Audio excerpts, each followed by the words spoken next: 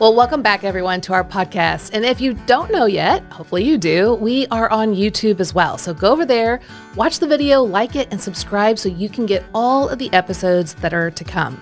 Now, today, we're going to be talking about Type 2s, the nurturing supporters. And in this episode, we're going to give you a fuller understanding of the Type 2s by applying our new proprietary Enneagram concept called Enneagram Internal Profile, or EIP for short. Well, in episode 112, we explained what EIP is and how it's different. If you've missed that episode, be sure to go back and listen to it because it's going to provide you with the foundations for all of these future episodes that are going to carry us through the summer. EIP is also the topic of our new book, More Than Your Number, which has been making itself through our own stories as we started using this way of approaching the Enneagram back in 2015 is when we first started doing it. So More Than Your Number comes out this September. So you can go ahead and pre-order it. It's actually up on Amazon now. But you can go and pre-order it wherever you buy books. So Beth, since EIP is a brand new concept, why don't you spend a moment and just explain briefly what EIP is? Okay, yeah. Well, first, we must always remember that God is focusing on our heart condition, right? So we use this tool, the Enneagram, to help us to understand and have awareness and clarity of where our heart is at any given moment. Is it aligned or is it misaligned with the truth of the gospel? So we've developed EIP to really help ourselves understand ourselves with more clarity. Because see, we're not just one number or one type. I mean, yes, we do have a main type, but we have many parts of our heart. We have many parts of the Enneagram types that influence our heart. And we know this because there's lots of times we'll say things like, well, there's a part of me that really wants to do this, and there's a part of me that doesn't. Or there's a part of me that's fearful, but a part of me that has a lot of courage, and I want to go for that as well. So EIP is going to help us to understand these parts of our hearts. Well, and I'll say this too, Bethy, that one of the things that we started to recognize early on as the Enneagram started to become more popular is the reality that the way in which the Enneagram has been taught is more based upon descriptions rather than transformation. Mm-hmm. And so when we would talk about paths or you talk about wings, it's more like this is just a description of this kind of behavior, which recognizing it is so huge. But what we've come to understand is that these other numbers are active parts of our lives, and that we can develop sort of a relationship and learn how to lead our internal world. And the Enneagram actually gives us a map of what these various parts are. Absolutely. Now, of course, our main type is the driving force behind why we think, feel, and behave in particular ways, and that's based on the core motivations for our main type. But our main type, again, is just one of many parts of our heart. So we want to just take not just a look at, let's say, type 2, which we're going to today. We definitely want to see how the core motivations shape the type 2's heart and how it is the driving force, the perspective they see life, but that they have other parts of their heart that are influencing them. So as we use EIP, or as we call it, Enneagram Internal Profile, it's going to help you to have the clarity to see that you have 6 parts of your heart that have a great influence in what and why you do what you do. So we're going to take a look at these 6 parts. And the first one we're going to take a look at is the main type. Because our main type is comprised of 2 parts of our heart. We have the misaligned wounded child, or some people might call it the flesh, and the gospel-led beloved child, which is the spirit-led self.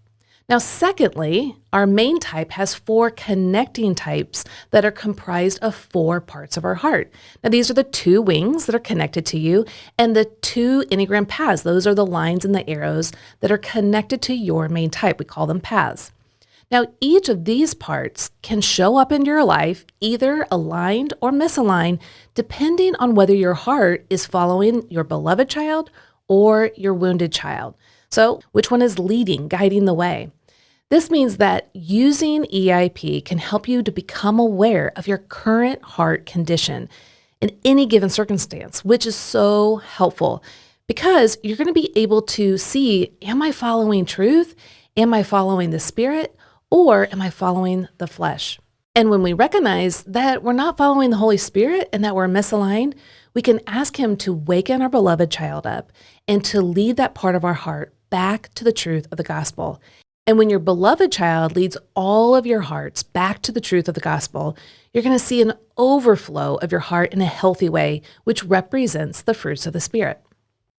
Well, the Enneagram symbol is a key to helping us map out all of the various EIP parts, which again includes our main type, our two wings, and the two paths. Plus, it's so important to recognize that we can access these parts both in healthy or aligned ways or unhealthy ways. So in total, there are actually 6 parts to each EIP. Today, we're going to be diving into type 2s. But before we jump in, what we're going to spend some time just talking as an overview of the type 2 Enneagram type. Yeah. All right, so let's just take a look at type 2s. Now, type 2s really prioritize relationships. They want to make sure that the people around them are well cared for and that they feel loved. So they're going to take a genuine interest into the lives of those that are around them and make sure, like, who has a need and what can I do to help. However, the deep need and suffering of the world can be especially burdensome to the 2 because they're really feeling it. And so they feel it's their job to alleviate the pain and the suffering of those that they see around them. So they're constantly feeling the need to go and to do.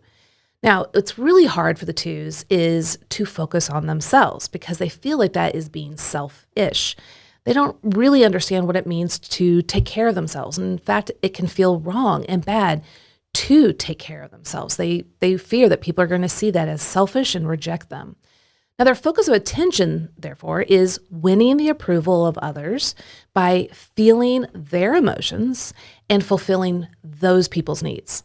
So they're going to project an image of being the most selfless, loving, and supportive person so that they can get the affirmation they're looking for. Now, type 2s have many strengths. They enjoy others and relate to them extremely well. And they're intuitive in knowing how other people function and how to relate to them on a very warm and empathetic level. They're very joyful and optimistic as well. Now, type 2 strengths can also become their weaknesses, like all of us. Now, what they'll do is they'll start to deny their own needs and feelings and only focus on the needs and emotions of others. And they're going to actually insert themselves into the lives of others, even if others don't quite want that. And so what you'll start to see is boundaries are being transgressed. But the 2s think they're doing it out of love and service, but really they're hoping to be loved and appreciated for what they're doing. However, so type 2s at their best are sincere, humble, selfless, they're warm-hearted, caring, and generous. And they give unconditional love first to themselves, which then the overflow is true generosity to others without needing anything back in return. So there's no strings attached. And that's really important in allowing 2s to see, do I move into someone's life and help them? Or can I just let them be and ask if they would like me to help, but then step back if they don't? That is when a true 2 knows that they are loved and cherished. Now, let's just take a quick second, Jeff. Before we dive into type 2s a little further, we just want to look at their core motivations. Because again, the core motivations is why we think, feel, and behave in particular ways. So even though I just gave you an overview, why are they doing that? Well, the reason why is for these 4 core motivations. Now, the type 2 has a core fear. Their core fear is feeling rejected and unwanted, being worthless, needy, inconsequential, dispensable, and unworthy of love. But they desire and strive to get appreciation, to feel loved and wanted. But then they struggle with the core weakness of pride. Now, pride here means that they're denying their own needs and emotions while then focusing fully on their intuition to discover and focus on the needs and emotions of others so that they can then confidently insert their helpful support in hopes that others will be grateful and show appreciation for their thoughtful care. So again, that core weakness of pride, Jeff, is that the 2s really have this kind of superpower. They will walk into a room and they can literally feel the feelings and the needs of others. And you could imagine if you're seeing needs and you have a heart of compassion and empathy like a 2 does, and you fear rejection, you're going to want and feel the absolute need to move into that person's life and to help them right where they're at in any way, shape, or form. And to not do that is, there's just so much fear for the 2 because, well, what if people see that I know there's a need, but I don't do anything? They're going to think I'm being selfish.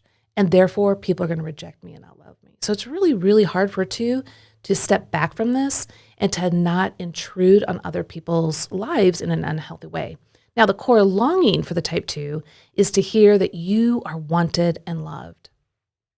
Well, there's good news for twos, particularly as it relates to their core longing, because in Jesus' life, death, resurrection, and ascension, he uniquely applies the truth of the gospel for the two. What comes to mind first is Mark 10, where Jesus tells us that he came not to be served, but to serve. He proves this at the Last Supper, where he talks with Peter about, hey, I need to wash your feet, and Peter denies it. But Jesus re-engages with him and says, no, I need to wash your feet. Well, here's the reality for twos. Jesus has come to serve you. He is gentle and humble at heart. He sees you, and he moves towards your fear of rejection with joy and with kindness and acceptance. He moves towards you with assurance that you are his beloved child. Yeah. I know one of the phrases that twos often tell me that's really hard for them to accept is that they are loved unconditionally. Like they just cannot wrap their mind around that. And that's exactly what Jesus is saying to them and what he does. That's right. So why don't we first dive in to the two parts of a type 2's main part, which is the wounded child and the beloved child. Let's take the wounded child first. The wounded child is the part of our main type that is hurt by the tragedy and trauma of living in a fallen world. It's the vulnerable and tender part of us. It reacts to life from history of pain and painful experiences, and it has this need to want to feel protected and feel assured. Beth, why don't you start off by talking to us about the type 2's wounded child? Yeah, sure.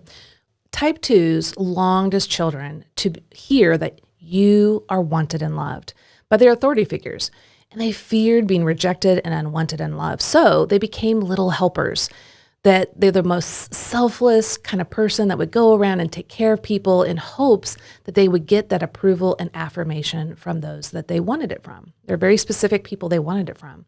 Now, for the type 2s, their wounded part falsely believes that it is not okay for them to have their own needs, that that's being selfish and wrong, and that they can't be loved unconditionally. They have to pursue helping others in order to be loved. So for type 2s, their wounded child might say things like this to themselves. It's not okay to have my own needs, and it's not okay to say no to fulfilling other people's needs. They also might say, well, if I'm close to others and are loved by them, then they'll appreciate me for all that I'm doing. And I must help serve and extend myself to others no matter what the cost. So as you can see, the wounded child is reacting to these false internal messages. And therefore, they're going to become these caretakers. They're going to be extending themselves over and over and over again, hoping that they will get appreciation, hoping that they'll be loved and approved for what they have done for others. Now, the problem is that the more that they insert themselves and they people please, the more it's actually going to cause problems and frustration with their relationships, which actually goes counter to the very thing that they're looking for. Well, we often get asked, how does a type 2 help to bring healing to their wounded child? Well, first we need to see that the wounded child has good intent. Well, as a matter of fact, let's back up a little bit. First, the 2 needs to recognize that something's actually happening inside them. That's going to show up in kind of frenetic energy. Maybe they're a little more disorganized. They're anxious, and that may be showing up in their body. There may be illnesses. Or they may be actually becoming testy in relationships, which the 2 experiences sometimes as guilt. But sadly, whenever they get increasingly unhealthy and living out this wounded child, they actually don't recognize what's actually happening around them. And they become sort of more victim-like in their relationships. So one of the ways to bring healing when these things happen is to, one, see when this is being activated in the type 2's life. Secondly, to recognize the good intent, that this is your way of trying to work out your own internal struggle and pain living in a fallen world. Number 3 is to befriend your wounded child. And you can do that simply by giving it a name. Now, you can call it your younger self, or maybe there's a name associated with its story and how you've experienced pain in the past and how you have come to recognize it's this part of your story and giving it a name based upon the circumstances that were around it. Why don't you share about the name that you use for your wounded child and how that's become helpful, and then I'll share mine. Yeah, so for me, I've simply named her Little Bethy, and that kind of comes from this endearing term that my dad, would use when I was younger. And that's just the young part of my heart that, like all of us have different wounds growing up and not understanding the world in very specific ways. And it's obvious the term you use for me too is Bethy. And so for me, that is kind of the vulnerable part of my heart that, does get scared or am I going to get hurt? Or is there going to be conflict and tension? And I'm trying to avoid all that kind of pain and chaos. And so Little Bethy is the term I use. I remember whenever I started in doing exercises of silence and solitude and just taking an account of all the different things that I was thinking about. Initially, I called this part of my heart butthead because it always started with buts. But what about this? But what about this? But what about this? And so then I started to realize, oh, wait a minute, this is a part of me that has been scared as a little kid, but took responsibilities of a parent onto myself, not having the guidance that I longed for from my parents. So then I started calling him Buddy, and that spoke to its positive intent. Well, now I actually have a very endearing name. No one calls me Jeffrey. My mom used to call me Jeffrey Allen. When you were in trouble? Like when I was in trouble. But the term Jeffrey speaks to the younger self, and it speaks to the loneliness, the pain, the fear, the anxiety that I experienced as a child. But here's the thing, is that when Jeffrey is leading the ship, when he's driving the boat, driving the bus, the reality is that is an opportunity to apply the truth of the gospel. And the part of me that can do that is our beloved child. So Beth, why don't you talk a little bit about the type 2's beloved self? Yeah, absolutely. So for the type 2's, your beloved self knows who you are and whose you are. This is your spirit-led self. And so when you're living out this part of your heart, you're feeling absolutely free. You're free from feeling rejected and shame and the feeling that you're being selfish, because under the leadership and the guidance of your beloved child, you can now rest and delight in the care of your good shepherd.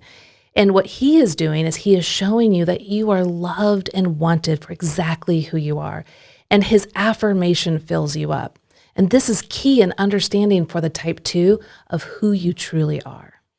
Well, so why don't we speak to what that means for us? I mean, what do you call your beloved child? Coach Beth. Coach Beth. Yeah, Coach Beth, because she shows up for everyone else in really healthy ways, and she gives the best part of who I am to others.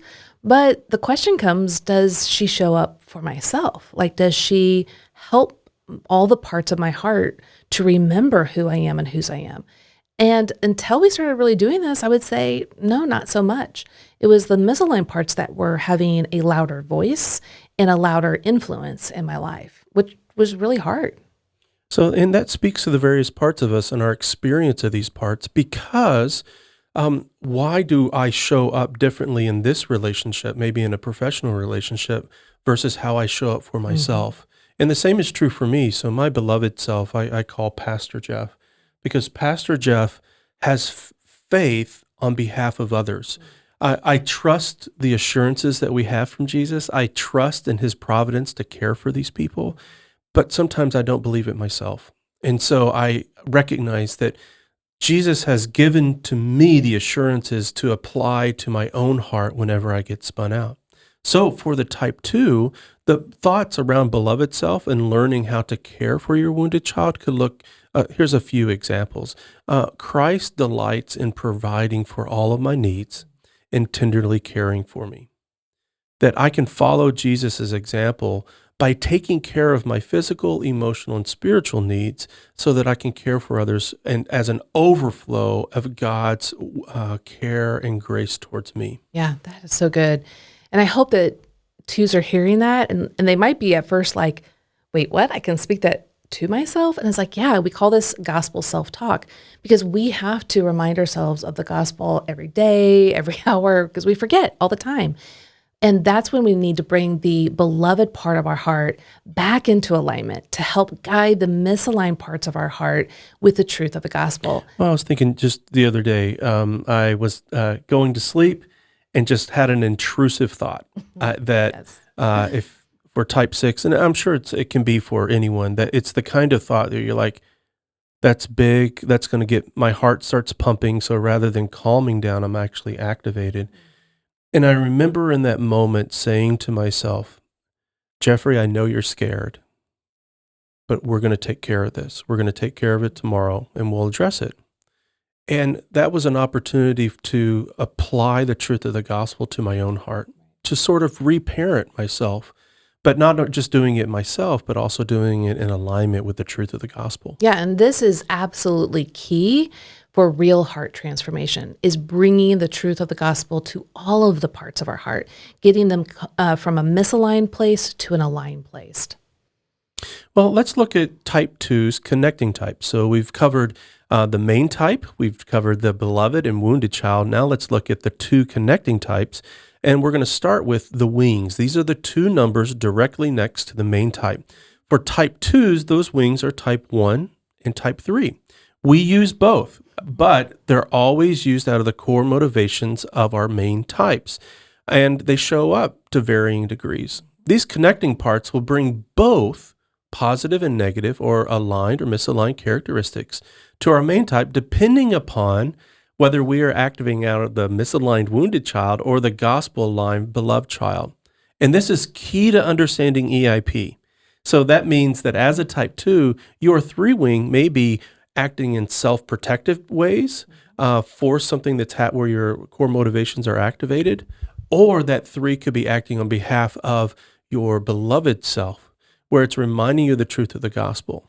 So let's begin by describing what does a misaligned and aligned wing 1 look like for the type 2? Yeah, so type 2s, your type 1 part is objective, it's detail-oriented, it can be impersonal and serious, and it's more emotionally controlled.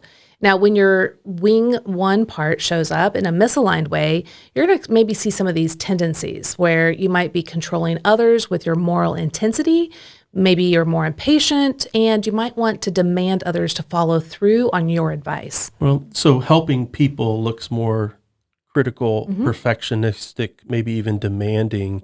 Right. It loses some of the tenderness and the warmth that a 2 naturally provides when they're Yeah, working because with people. the pride of the 2, I know how to help you. I know what your needs are. And then the 1 comes in and says, well, but this is the right way to do it. And so there's this, I have the right advice that you need to follow. And it's very likely for this one part of the 2 that's the part that holds resentment when people are not listening to what they say.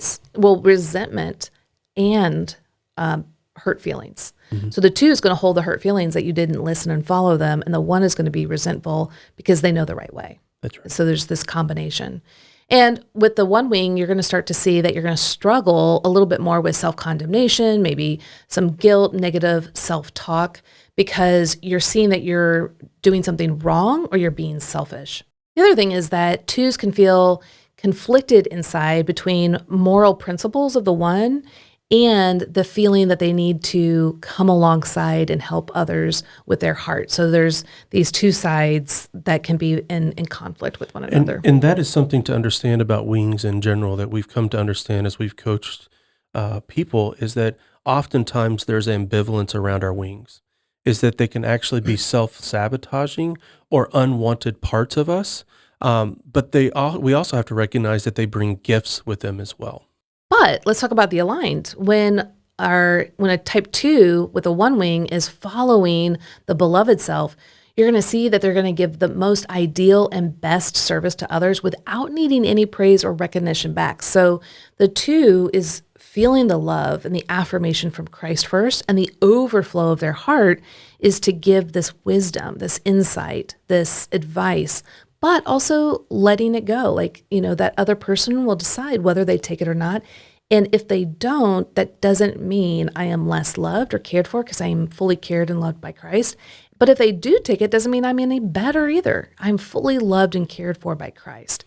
It's interesting to think that in our previous episode where we covered type ones, the invitation to the ones is to recognize by faith that God is redeeming the world, that He is the one who brings wisdom and renewal to all things. And so the one can rest recognizing that they don't have to be the only instrument to redeem things. Well, even for the type two, that invitation can be extended to this part to realize that you may believe that you have a better way, but you can also trust that, as Paul says in Philippians 1, that He will carry it out unto completion, that you don't have to make sure that everybody else is okay because they are under God's care, and He promises to bring things out unto completion. And then lastly, you're going to find that the principles of the one are going to help to establish healthy boundaries for the type 2 so they don't overstretch themselves, so they actually take good care of their internal world and their physical body as well. So this is a vital part of EIP because whenever these our wings are being led by our beloved self or being led by our misaligned wounded self, you'll see whether or not they are actually contributing in helpful ways or unhelpful ways. So now let's look at the type 2's 3 wing. Yeah, so just in general, the 3 part of a type 2's heart is going to be outgoing, affirming, friendly, self-assured, and they definitely don't want to be exposed of any failures or being worthless. Now, when your wing 3 part is misaligned, it's going to try to protect your wounded child by doing a few things. So they might be people pleasers and trying to get high status and high regard, to get affirmation and admiration from others by doing anything successful. And this is a combination of 3 and 2.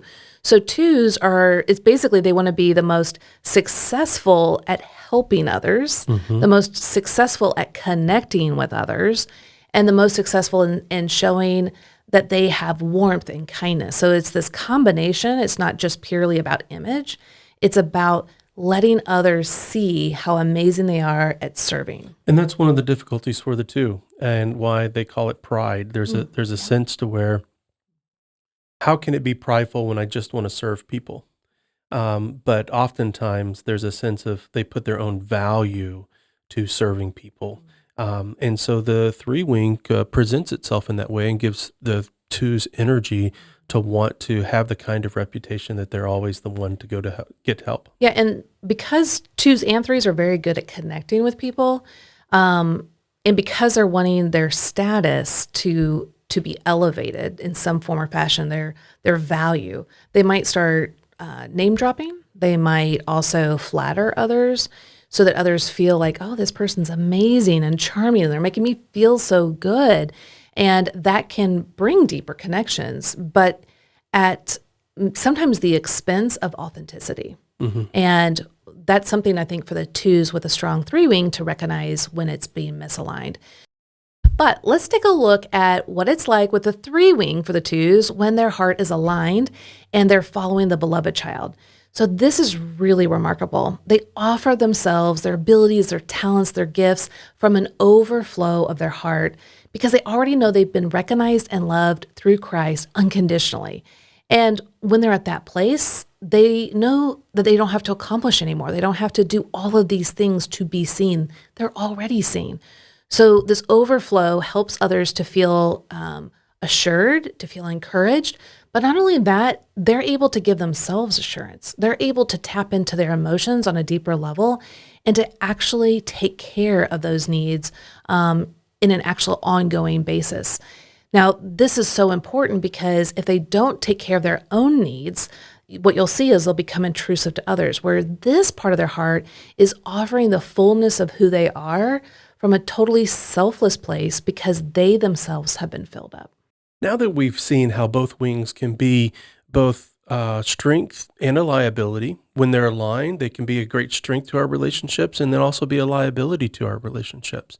We use them both and in varying ways and varying circumstances and relationships, but they're both part of who we are and that desire the attention of our beloved self. Yeah, and that's right. A lot of people will talk about having a dominant wing. And what we want to do is just acknowledge that we have both wings. Yeah, one might be more dominant than the other in certain circumstances, but that doesn't mean you're not using both wings. And it's important that we recognize that because if we think, oh, I just have this wing, I don't have the other wing, one, we're going to miss that we're probably using that other wing in negative ways and it's affecting ourselves and our relationships, maybe careers, etc. And so to be blind to that means that you're going to continually get frustrated and see consequences from that. So we want to become aware of that. But we also are missing out on how we can benefit ourselves and our relationships when our heart's aligned and how we can use that wing to feel more freedom and grace and joy, but also how we can bestow that on others. So it's important for everyone to recognize that you use both your wings to varying degrees, and how can we be aware and actually use the beloved part of our wing more and more and more. Well, let's move on to the final two parts of the Type 2's EIP, or the Enneagram Internal Profile. To find your paths, you only need to look at the Enneagram symbol itself. These are the two lines that go from your main type. And for Type 2, that means that the lines connect with Type 4 and Type 8. It's common in the basic Enneagram teaching that one path is your stress path, the other path is your growth path. But we're going to take that a little bit further to say that we can access these two numbers as parts of us in both healthy and unhealthy ways when they're operating out of either the misaligned wounded child or the aligned beloved child. So Beth, why don't you start off with talking about Type 8? Yeah, so type 8 is super resourceful. It's a part of your heart, type 2s, that give you inner drive. They bring decisiveness, natural leadership, and they are a champion of others by leading the way. They provide protection, and they also support others with this real gutsy energy, this real ability to be blunt and honest with what's going on. But because you have this 2 part of your heart, it's all going to come from a place of warmth and connection as well. But when this 8 part of your heart is in the misaligned category, it's going to try to protect your wounded child, and you might notice a few things. You might be more confrontational, irritable, angry, defensive, and you feel that your love and support is being ignored and unappreciated, so you're starting to feel rejected. So you might become more controlling, demanding, and forcing others to focus on the relationship. Now, you might also feel the tendency to avoid vulnerability, fearing that others are going to take advantage of you and reject you. And so you're going to find this kind of intense energy to push others away or to get them not to focus on you, that you're just going to focus on them so that you don't feel vulnerable and rejected. A lot of times we call this part of the type 2 the mama bear. So especially you'll see this with moms whose children, they think are not being treated well or may be harmed. Man, that mama bear, she's going to come in and she's going to say what needs to happen and make things happen. But you can see how that might be confusing for the two, because this part of their heart, sometimes the mama bear is not needed for the moment, but that can be coming from a wounded place that they feel like they need to advocate for themselves in a stronger way. Whereas the person whom they're talking with is kind of like, hey, I don't know why you got so big all of a sudden. But it can also be a tremendous gift whenever the two is moving into a place where there's been injustice, whenever someone's been overlooked, and they actually step in to advocate for other people. Yeah, so let's actually move into that, because that's taking the perfect example of when a type 2 goes from misaligned to aligned. The 8 part of your heart is an amazing attribute for you to tap into. So when you're following the beloved child, the spirit-led self, you're going to find this ability to see where there's injustice, to see when someone's being hurt and harmed, and how to move in with strength and decisiveness, but in a way that is still thinking of others and providing space and knowing that ultimately you're not the one that has to make it happen, that God is our ultimate protector, the one who ultimately cares and nurtures. But you have this ability to come in and to speak truth and what needs to happen. So just think of that, even as you think about your beloved self leading this 8 part of your heart, to think of it in those terms. When you're doing it out of self-protectiveness and recognizing that maybe Jesus isn't there to protect, or that you're feeling pain, that pain's going to persist and no one's going to advocate for you. Versus the beloved self, that it could apply the truth of the gospel to recognizing that He does care for you. He will take care of you. It may be something difficult that you're having to walk through, but there's a sense of faith and assurance that you can bring to yourself so that it doesn't, your behavior and your thoughts, your actions, they don't actually sabotage your relationships. Yeah. And, this is a part of your heart where you're starting to feel more independent. That 8 is a very independent person, which also can bring in self-affirmation and confidence and give yourself the courage to move forward in your abilities and taking care of yourself, knowing your emotions, and recognizing that it's not selfish, that these are good things to do. When you said that, Beth, what came to mind is this 8 part of their heart can actually lead them to setting healthy boundaries rather than being taken advantage of by other people. Absolutely. So for the other path for type 2s is the path that goes to 4. The type 4 part of your heart lives primarily in imagination and feelings. Deep down, it has an idealized vision of the person it desires to become, but it feels like it's tragically flawed and lacks qualities that others possess. It supports your main type, but giving you a profound depth and authenticity, a necessary component for any two to create healthy relationships with others. Yeah.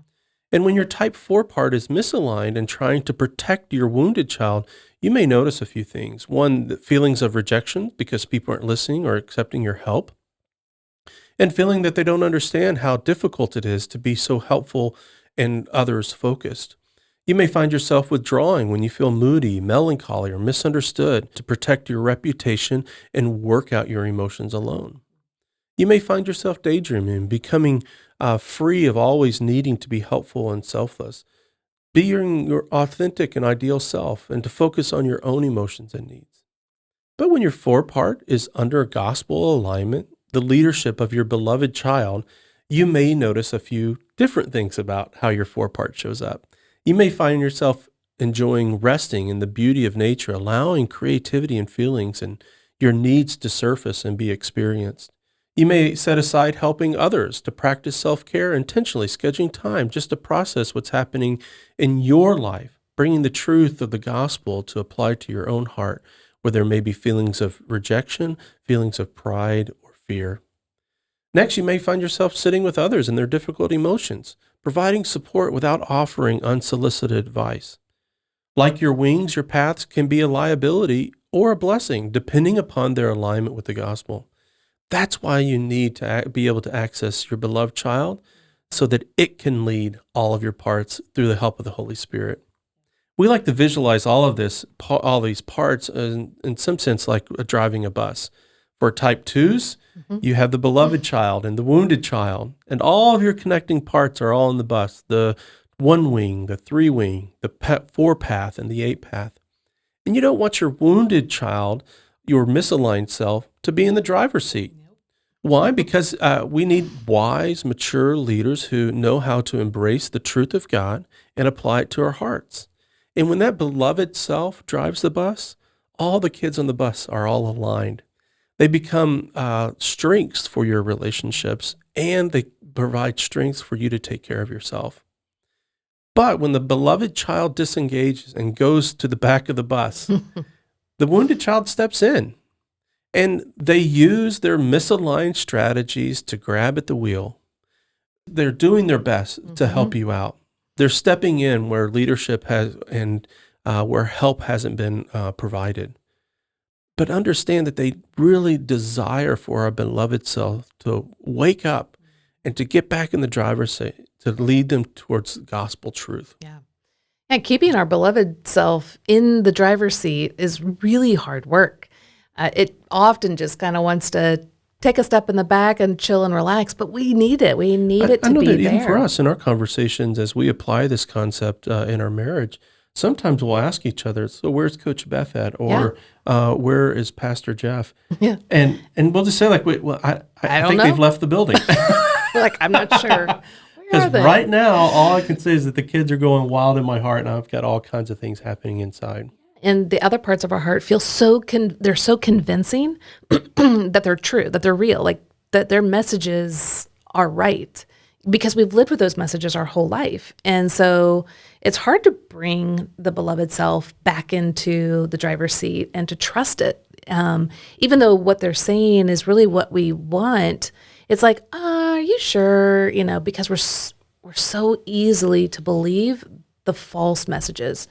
Oh, I mean, even as I was thinking that situation the other night, or that kind of intrusive thought came up, there's a part of me that doesn't trust that I'll take care of it the next day, that I'm only going to persist in the anxiety and let this issue kind of linger. It does remind me of the way that Paul talked about the new self and old self in Colossians, where he said, put on the new self. He says that both in Ephesians and in Colossians. And there is that sense. I don't know if you've ever, if this illustration or metaphor helps, but think of yourself when you're getting up on a Saturday and you're going to wear your pajamas all day long, that you're probably not going to feel very professional that day. Yeah. And so, but if you got up, took a shower, got dressed for the day, you're going to engage with it even in a different way. And the same thing regarding beloved and wounded, that by actively pursuing to stay in the spirit-filled self, by putting on the new self, we actually lead our parts and set us up for a great way to live in healthier relationships with our work and in our relationships. Yeah, so let's talk about some practical ways Type 2s can integrate their the understanding of their Enneagram Internal Profile into their everyday life. So whenever you guys have the impulse that arises that I must help this person, I know they have a need, one, that's a great gift. So we're not wanting to say that is wrong or bad, but then there's the feeling I have to help and I have to do this because otherwise they might reject me and I'm so desperate to hear their approval. So we want you to first stop and be mindful of what's going on in your heart. Also to remind yourself that you are Christ's beloved child, cherished, fully loved with his unconditional love. That's important for 2s to remember. And to remind yourself that you have the relational connection that you're looking for in him first. And so when you're at that place of rest, and it might take a little while to get there, but when your heart is at that place, then reconnect, rethink, okay, is this need I see before me something that I should take responsibility for? Is it something I need to do? Or is it a responsibility that I can actually make someone else aware of and turn it over to them? Or is it just simply something that I need to let go and trust God to provide for? That is super hard for 2s. So what I would suggest is that you keep track in a journal all the times that needs of others and emotions of others pop up. You're very attuned to this. So write them down and then ask yourself, first, get back to that place of beloved, and then truly see. So maybe put a line down the middle, and on the right-hand side, what does beloved say? What is the truth? What is the Holy Spirit truly leading you to versus the wounded self that is desperate to help people in order to feel loved and wanted? Because you're already loved and wanted. So as you get to know your EIP parts, we encourage you to give them a unique name. And you can do that in a various way. We're not talking about multiple personality stuff. All we're talking about is being able to name and access these various parts in our hearts whenever they show up. So we avoid some of the guilt and shame and self-sabotage that we become so accustomed to so that we can live in a more healthier space. Next, connect with one of our certified Enneagram coaches. They would be able to help you to understand all the components to your EIP and help you to learn self-leadership so that where true transformation can begin. You can find one of our coaches by going to myenneagramcoach.com. The last thing you can do, go ahead and pre-order our book, More Than Your Number. You can find it anywhere where books are sold. It comes out in September. Our podcast episodes are a great starting point, but we recognize that there's going to be so much more that's coming that we were able to include in our books, as well as some of the other resources that we create. In next week's episode, we're going to be interviewing a panel of Type 2s. We're going to be talking about their EIPs, which it's going to help clarify a lot of this for Type 2s and the 2s that are in your life. If you know a 2 and you love them, please be sure to share this episode with them and also remind them of the episodes to come where we're going to be talking more about how do 2s experience the various parts of their Enneagram type. And we're going to be including in the episode another McCord. That's right. Yep, our daughter. She's a Type 2, so you'll get to hear from her. And she grew up with the Enneagram, so it'd be kind of fun to hear what she has to say about being a 2 and living out this EIP understanding for the last couple years alongside us. But what we want you to remember, as always, the Enneagram reveals your need for Jesus, not your need to work harder, because it's the gospel that transforms us. Thanks for joining us.